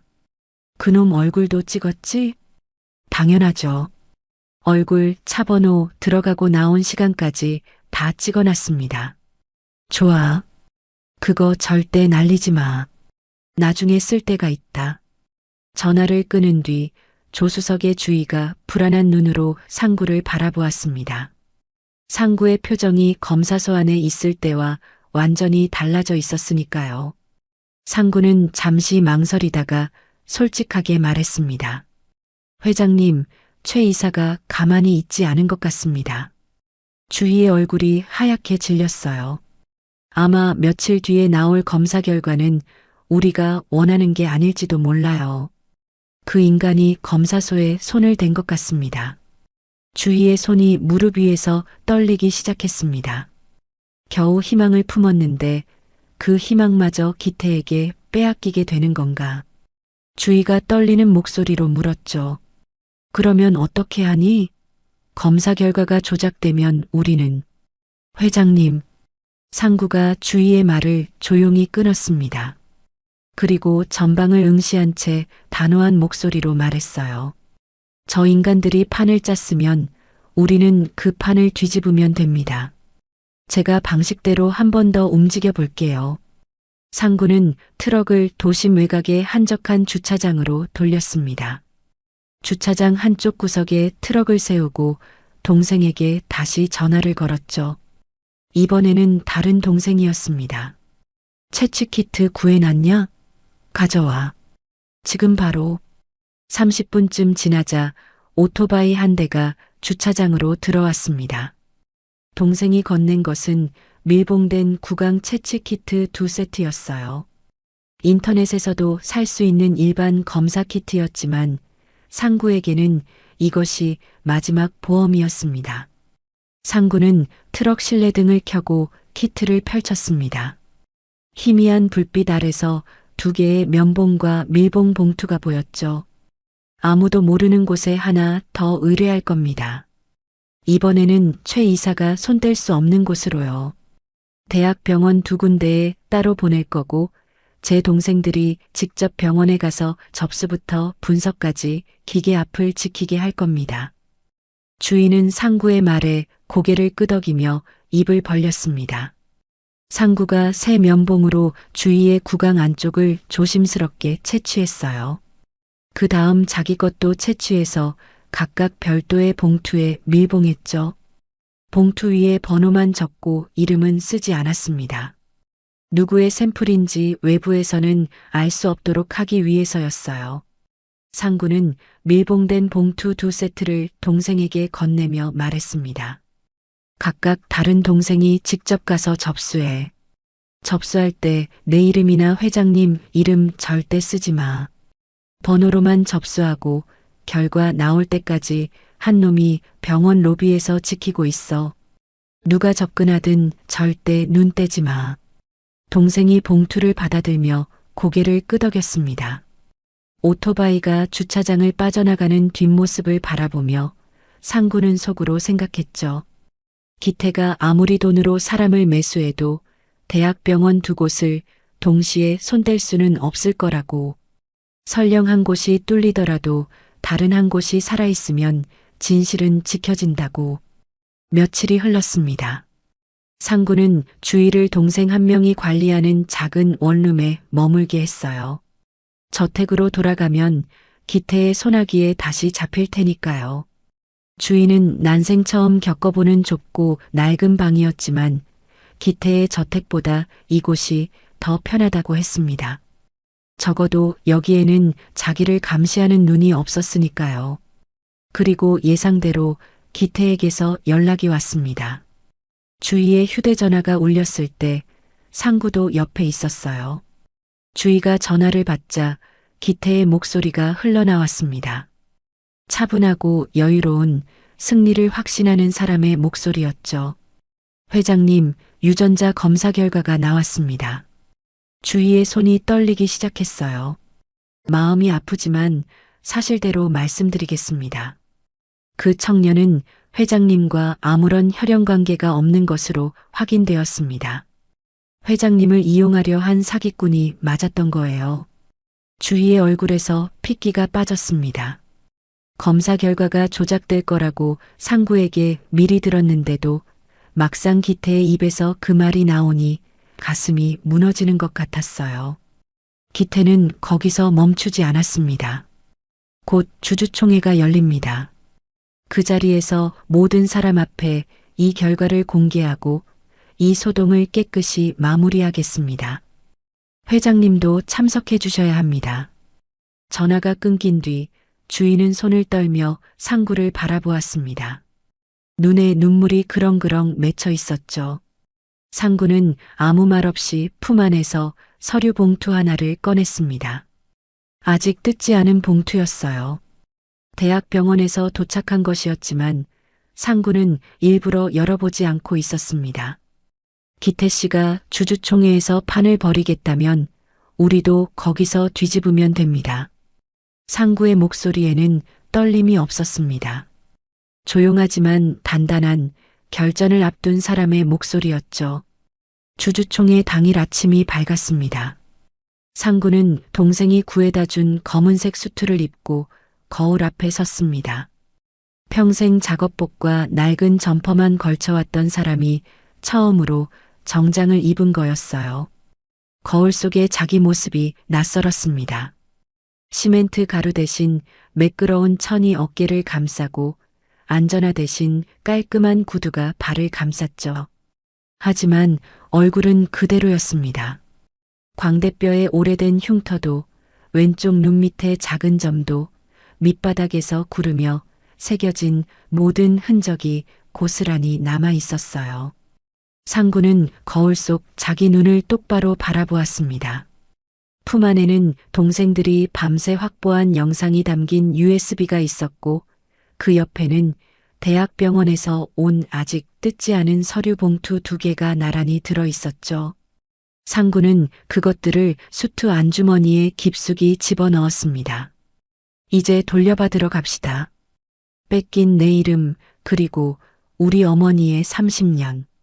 상구가 낮게 음조렸습니다. 문 밖에서 주희가 기다리고 있었어요. 주희도 단정한 차림을 하고 있었지만 얼굴에는 불안과 결의가 반반씩 섞여 있었죠. 두 사람은 서로를 바라보며 고개를 끄덕였습니다. 말은 필요 없었어요. 동생이 준비한 차가 건물 앞에 대기하고 있었습니다. 낡은 트럭이 아닌 이번만큼은 깔끔한 검은색 세단이었죠. 상구가 뒷좌석 문을 열어 주희를 먼저 태우고 자신도 옆에 올라탔습니다. 차가 출발하자 창밖으로 아침 햇살이 쏟아져 들어왔어요. 가온그룹 본사 건물을 향해 달리는 차 안에서 상구는 안주머니 위를 손바닥으로 지그시 눌렀습니다. 봉투의 모서리가 손끝에 느껴졌죠. 이 안에 담긴 결과가 무엇인지 상구는 아직 확인하지 않았습니다. 열어볼 겨를이 없었던 것도 있지만 솔직히 말하면 두려웠던 것도 사실이었어요.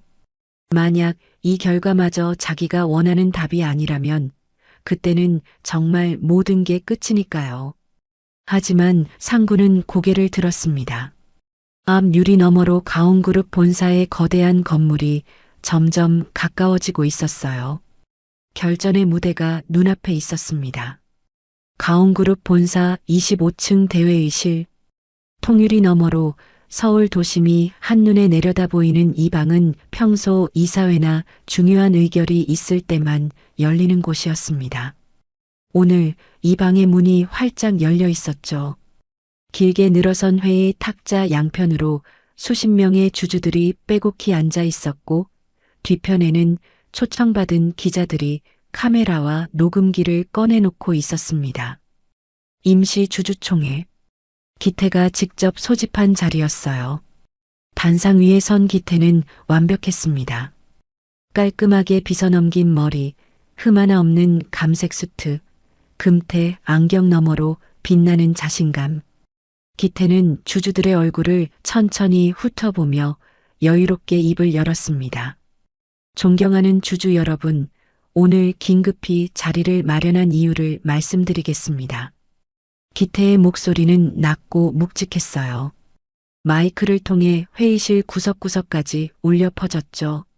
최근 우리 회장님을 현혹하여 거액의 재산을 노린 파렴치한 사기꾼이 나타났습니다. 전과 이범의 건설 현장 노동자가 회장님의 돌아가신 아드님을 사칭하며 접근한 겁니다. 하지만 진실은 숨겨지지 않는 법이죠. 기태가 손짓을 하자 뒤편의 대형 스크린에 유전자 검사 결과지가 떴습니다.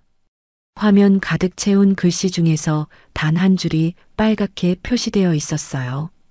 친생자 관계 성립 안 됨. 회의실 안에 탄식과 수군거림이 퍼졌습니다. 기자들의 카메라 셔터 소리가 빗발쳤죠.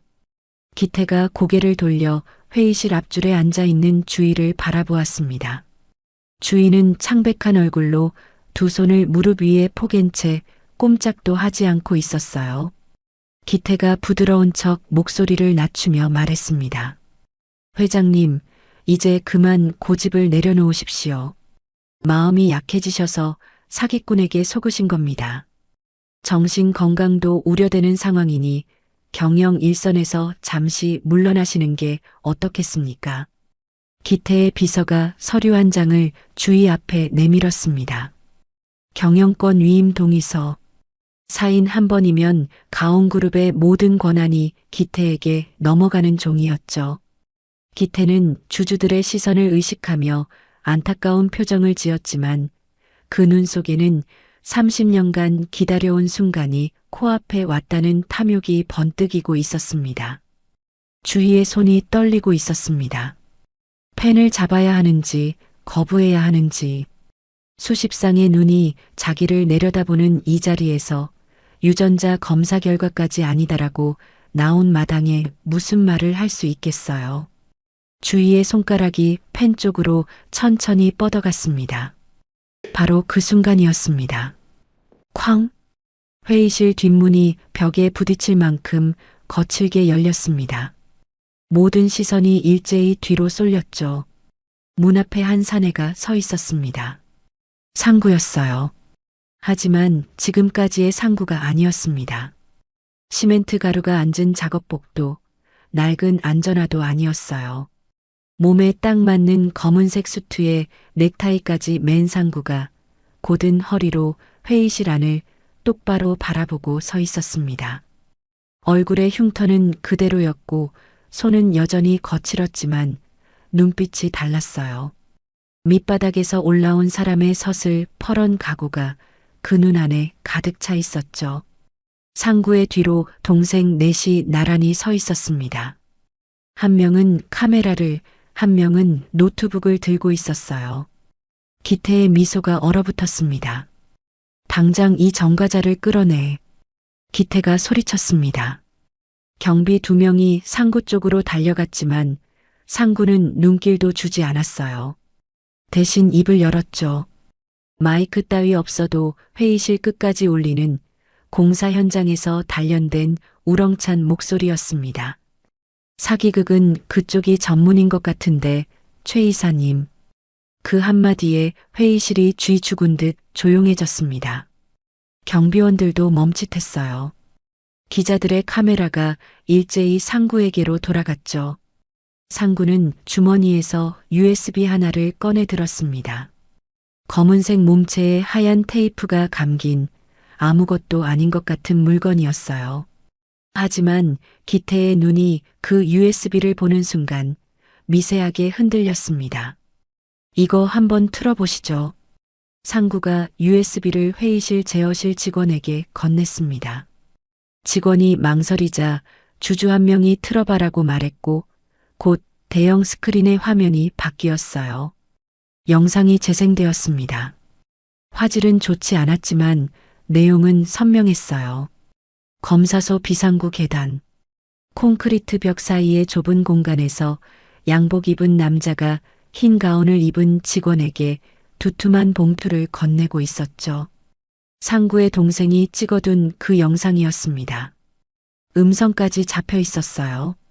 강상구와 최주희 샘플, 무조건 친생자 관계 불일치로 받고 결과만 가져오면 잔금도 입금한다. 양복 남자의 얼굴이 비상등 불빛에 드러났습니다. 기태의 비서였어요. 회의실이 벌집을 쑤셔놓은 듯 술렁거렸습니다. 주주들이 자리에서 일어서고 기자들이 앞다투어 카메라를 들이밀었죠.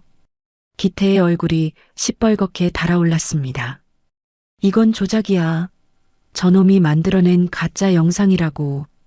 기태가 악을 쓰며 스크린을 가리켰지만 상구는 멈추지 않았습니다. 품 안에서 두툼한 서류 봉투 2개를 더 꺼냈어요. 갈색 봉투 위에는 각각 대학병원의 직인이 선명하게 찍혀 있었죠. 당신이 손대지 못한 곳에서 받은 진짜 결과지입니다. 상구가 봉투를 뜯고 결과지를 한 장씩 꺼내 단상 위에 펼쳤습니다. 카메라 플래시가 터지는 가운데 2장의 서류에 적힌 숫자는 똑같았어요. 친생자 관계 일치 확률 99.99%. 상구가 고개를 들어 기태를 똑바로 바라보았습니다. 내가 바로 당신이 30년 전 불길 속에 던져버린 회장님의 아들 한성재입니다. 그 한마디가 떨어지는 순간 회의실 안의 공기가 완전히 바뀌었습니다. 웅성거림이 폭풍처럼 번졌고 주주들의 시선이 일제히 기태를 향했죠. 기태는 얼굴이 흙빛으로 변한 채 뒷걸음질을 쳤습니다. 입을 벌려 뭔가를 말하려 했지만 아무 소리도 나오지 않았어요. 앞줄에 앉아있던 주희가 자리에서 일어섰습니다. 비틀거리는 다리로 단상 쪽으로 걸어갔어요. 경영권 위임 동의서 따위는 거들떠보지도 않았습니다. 주희의 눈에는 오직 상구만 보였죠. 단상 앞에 다다른 주희가 상구의 2 손을 덥석 잡았습니다. 거칠고 굳은 살 박힌 큰 손. 30년 전 사탕을 쥐고 있던 그 작은 손이 이렇게 커졌습니다.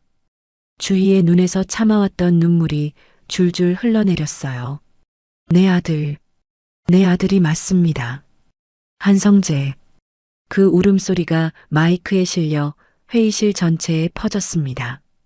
기자들도 주주들도 경비원들도 아무 말을 하지 못했어요. 카메라 셔터 소리만이 침묵 속에서 쉴 새 없이 울렸죠. 그 사이 회의실 양쪽 문으로 사복 형사들이 조용히 들어오고 있었습니다. 상구의 동생이 사전에 넘긴 증거 영상과 서류를 검토한 경찰이 체포영장을 발부받아 대기하고 있었던 거예요. 형사 2명이 기태의 양팔을 잡았습니다. 기태는 힘없이 고개를 떨구었죠. 30년간 쌓아 올린 왕국이 몇 분 만에 무너져 내리는 순간이었습니다. 기태가 끌려나가기 직전 상구가 천천히 다가갔습니다. 기태의 귀에 입을 가까이 대고 회의실 안에 누구에게도 들리지 않을 만큼 낮은 목소리로 속삭였습니다. 당신이 나를 보육원에 버린 그날부터 난 매일 밑바닥에서 살아남았어. 왜 살아야 하는지도 모른 채 그냥 죽지 않으려고 버텼다. 상구의 목소리는 담담했습니다. 분노도 증오도 아닌 30년이라는 시간의 무게가 그대로 실린 목소리였죠. 이제 당신 차례야. 형사들이 기태를 회의실 밖으로 데리고 나갔습니다. 기태의 구두 소리가 복도에서 점점 멀어지고 마침내 아무 소리도 들리지 않게 되었을 때 상구는 돌아섰습니다. 주희가 거기 서 있었습니다. 눈물로 범벅이 된 얼굴, 하지만 30년 만에 처음으로 안개가 거친 듯 맑아진 눈. 상구는 소매로 주희의 젖은 뺨을 투박하게 닦아주었습니다. 곱게 쓰는 법을 몰라서 거친 손으로 눈물을 문지르듯 닦는 게 전부였지만 주희는 그 서툰 손길에 다시 눈물이 차올랐어요. 상구의 입술이 달싹거렸습니다. 혀끝에서 맴돌기만 하던 그 2 글자가 처음으로 입 밖을 나왔습니다. 회장님이 아니라. 상구의 목소리가 갈라졌어요. 눈시울이 벌겋게 물들었지만 끝까지 말을 이었습니다. 엄마, 이제 집에 가요. 주희가 상구의 품에 안겼습니다. 검은 수투 위로 주희의 눈물이 번졌지만 상구는 움직이지 않았어요. 그저 투박한 두 팔로 어머니를 조심스럽게 감싸 안았습니다. 한 번도 안아본 적 없는 사람을 안는 법을 모르는 것처럼 서툴고 어색하게, 하지만 그 어떤 포옹보다 단단하게. 회의실 안에 수십 명이 그 장면을 지켜보았습니다. 아무도 입을 열지 않았어요. 카메라를 들고 있던 기자조차 셔터를 누르지 못하고 그저 두 사람을 바라보고 있었죠. 25층 통유리 너머로 오후의 햇살이 비스듬히 들어와 두 사람의 어깨 위에 내려앉았습니다. 30년간 멈춰있던 시간이 다시 돌아가기 시작했습니다. 주주총회장이 아수라장이 된 그날 이후 세상은 빠르게 돌아갔습니다. 기태는 현장에서 긴급 체포된 뒤 검찰로 넘겨졌고 수사가 시작되자 30년간 감춰져 있던 추악한 진실이 줄줄이 쏟아져 나왔습니다. 30년 전 화재 당일 세 살배기 성재를 버리고 다른 아이의 유고를 성재의 것으로 위장한 유기 혐의. 주희에게 수년간 안정제라 속이며 판단력을 흐리는 처방을 계속한 혐의. 유전자 검사 결과를 돈으로 조작한 증거인멸. 거기에 가온그룹 경영권을 빼돌리기 위한 수백억 원대의 횡령까지. 기태가 쌓아올린 왕국은 그가 저지른 범죄의 무게를 이기지 못하고 한꺼번에 무너져 내렸습니다. 법정에서 기태는 끝까지 발뺌하려 했습니다. 화재는 사고였을 뿐이라고, 아이가 죽은 줄 진심으로 믿었다고, 약은 정말 안정제였다고. 하지만 상구의 동생들이 확보한 검사소 비상구 영상, 법인 차량 번호판 사진, 그리고 두 대학병원의 유전자 검사 결과지 앞에서 기태의 변명은 종이장처럼 찢겨나갔죠. 재판부는 기태에게 중형을 선고했습니다. 기태의 얼굴에서 마지막 남은 오만함마저 사라진 건 법봉이 내려치는 그 순간이었습니다. 주희의 곁을 30년간 좀먹어온 쥐새끼는 그렇게 철창 안으로 사라졌습니다. 그리고 계절이 바뀌었습니다. 봄이 왔어요. 상구는 이제 더 이상 공사 현장의 컨테이너 숙소에서 잠을 청하지 않습니다. 강남 부촌의 저택, 어머니의 집에서 살고 있죠. 하지만 화려한 침실의 킹사이즈 침대는 아직도 어색한 모양이었습니다. 매일 밤 이불을 끌고 거실 소파로 나와 웅크리고 자는 상구를 주인은 처음에 안쓰러워했지만 이제는 그냥 소파 위에 이불을 두툼하게 깔아놓습니다. 아들이 편한 곳에서 자는 게 제일이니까요. 성재야, 이제 그만 일어나서 밥 먹어야지. 이른 아침 주희의 목소리가 거실에 울렸습니다. 상구가 소파에서 부스스한 머리를 들고 눈을 비볐죠. 성재라는 이름이 처음에는 남의 이름 같았는데 매일 아침 엄마의 입에서 그 이름을 들을 때마다 조금씩, 아주 조금씩 제 것이 되어가고 있었습니다. 식탁 위에는 김이 모락모락 나는 밥과 된장찌개, 그리고 반찬 서너 가지가 가지런히 놓여 있었어요. 주희가 직접 차린 밥상이었습니다. 가온그룹 회장이 새벽부터 부엌에 서서 된장찌개를 끓이는 모습을 비서들은 처음에 기겁했지만 주인은 아랑곳하지 않았어요. 30년간 차려주지 못한 밥상이었으니까요. 상구는 식탁 앞에 앉아 수저를 들었습니다. 된장찌개를 한 숟갈 떠서 입에 넣는 순간 목구멍이 뜨거워지는 걸 느꼈죠. 맛 때문이 아니었어요. 평생을 편의점 삼각김밥과 컵라면으로 끼니를 때우던 사람에게 누군가가 자기를 위해 새벽부터 일어나 끓여준 찌개의 온기가 무엇인지 상구는 33이 되어서야 처음 알게 된 겁니다. 상구는 울컥하는 마음을 꾹 누르며 밥그릇을 비웠습니다. 주인은 맞은편에서 아들이 밥 먹는 모습을 가만히 바라보았어요.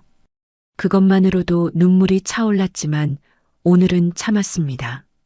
아들 앞에서 울기만 하는 엄마는 되고 싶지 않았으니까요. 상구를 도왔던 동생들의 삶도 달라졌습니다. 상구는 주위의 도움을 받아 작은 보안업체를 세웠어요. 보육원 출신의 동생 6명을 정식 직원으로 채용했죠. 어두운 골목에서 주먹을 휘두르던 손으로 이제는 깔끔한 제복의 단추를 잠그고 사람들을 지키는 일을 합니다. 형님, 아니, 본부장님, 오늘 점심은 뭐 드십니까? 아침마다 사무실에 출근하는 동생들이 거수경례를 하며 상구를 맞이했습니다. 상구는 껄껄 웃으며 동생들의 어깨를 툭툭 쳤죠. 나쁜 짓 하지 말고 땀 흘려서 벌자. 보육원 시절부터 상구가 동생들에게 입버릇처럼 하던 말이 드디어 현실이 된 겁니다. 제복을 입고 당당하게 걸어다니는 동생들을 볼 때마다 상구는 이 모든 게 꿈이 아닌가 싶을 때가 있었어요. 하지만 아침에 눈을 뜨면 엄마의 밥 짓는 소리가 들리고 출근하면 동생들이 웃으며 인사하는 이 일상이 상구에게는 꿈보다 더 비현실적인 진짜 현실이었습니다. 어느 화창한 주말이었습니다. 상구는 주희와 함께 차에 올랐어요. 목적지는 경기도 외곽의 조용한 묘원이었습니다. 30년 전 화재로 세상을 떠난 아버지가 잠든 곳이죠. 묘원에 도착했을 때 봄바람이 잔디밭 위를 부드럽게 쓸고 지나갔습니다. 벚꽃잎이 바람에 날려 묘비 위에 사뿐히 내려앉았어요. 주인은 남편의 묘비 앞에 무릎을 꿇고 묘비의 글씨를 손끝으로 천천히 쓸어내렸습니다. 그러고는 참아왔던 눈물을 흘리며 입을 열었죠. 여보, 우리 아들. 당신이 그 불길 속에서 목숨 걸고 구하려 했던 우리 성재가 이렇게 멋지게 커서 돌아왔어요. 주희의 목소리가 떨렸지만 그 안에는 슬픔만 있는 게 아니었습니다. 30년간 묻어두었던 말을 마침내 꺼내놓는 사람의 안도와 감사가 함께 배어 있었죠. 상구는 주희의 옆에 조용히 무릎을 꿇었습니다. 묘비 앞에 절을 올리고 거친 손을 무릎 위에 올려놓은 채 한참을 말없이 앉아 있었어요. 상구는 아버지의 얼굴을 기억하지 못합니다. 3살의 기억은 어디에도 남아있지 않았으니까요. 하지만 이 사람이 불길 속에서 자기를 구하려 했다는 사실 하나만으로 상구의 가슴 속에는 한 번도 느껴보지 못했던 따뜻함이 차올랐습니다. 아버지, 저 버려진 거 아니었더라고요. 상구는 소리 내지 않고 속으로 말했습니다. 목소리를 내면 울 것 같았거든요. 늦었지만 이제 제가 엄마 옆에 딱 붙어서 지키겠습니다. 평생 어디 안 갑니다. 걱정 마세요. 상구의 투박한 손 위로 주희의 가녀린 손이 겹쳐졌습니다. 두 사람은 아무 말 없이 묘비 앞에 나란히 앉아 봄바람을 맞았습니다. 벚꽃잎이 두 사람의 어깨 위로 소리 없이 내려앉았어요. 돌아오는 길, 차 안은 조용했습니다. 이제 상구가 모는 차는 낡은 트럭이 아니었어요. 튼튼한 세단이었죠. 하지만 상구는 가끔 그 트럭이 그리웠습니다. 엄마를 처음 태웠던 차, 강변 벌판에서 함께 울었던 차, 검사소를 오가며 진실을 향해 달렸던 차. 그 낡은 트럭은 지금 보안업체 주차장 한쪽에 세워져 있었어요. 상구는 그 트럭을 팔지 않았습니다. 아마 앞으로도 팔지 않을 겁니다. 노을이 지는 강변도로를 달리는 세단 안에서 상구는 문득 주머니 속의 사진을 꺼냈습니다. 가재 손수건에 감싸 늘 갖고 다니는 그 사진. 3살배기 성재가 막대사탕을 입에 물고 환하게 웃고 있는 빛바랜 사진이었죠. 상구는 사진 속 아이의 얼굴을 한참 내려다보다가 조수석의 주희를 바라보았습니다. 주희의 얼굴에는 30년 만에 처음으로 안개가 거친 맑은 미소가 피어 있었어요. 집 앞에 차가 멈췄습니다. 상구가 먼저 내려 조수석 문을 열어주었죠. 주희의 손을 잡아 일으키며 상구가 쑥스럽게 웃었습니다. 평생 한 번도 지어보지 못했던 어색하지만 환한 웃음이었어요. 다 왔습니다, 엄마. 이제 밥 먹으러 가요. 주희가 상구의 팔짱을 꽉 꼈습니다. 놓으면 또 사라질까봐 꼭 붙드는 것처럼요. 그리고는 아들의 얼굴을 올려다보며 대답했습니다. 그래, 우리 아들.